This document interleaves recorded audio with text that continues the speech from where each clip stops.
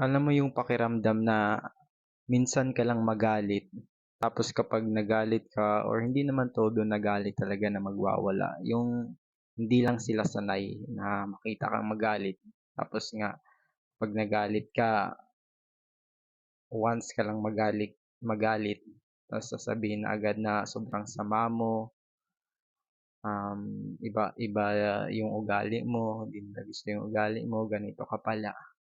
Hindi nila alam na kaya nagagalit ka dahil may ginawa silang hindi mabuti sa'yo.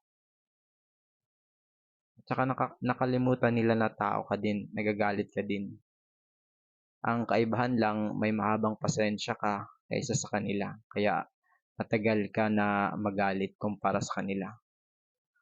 Kasi 'di ba, alam ko maraming makaka-relate na may mga mahabang pasensya, kaya pa natin napasensyahan natin isang bagay na sobrang walang kuwenta. Pero may time talaga na hindi natin maiiwasan na magalit, lalo na kapag punong-puno na yung ano natin, pasensya na yun, umaapaw na.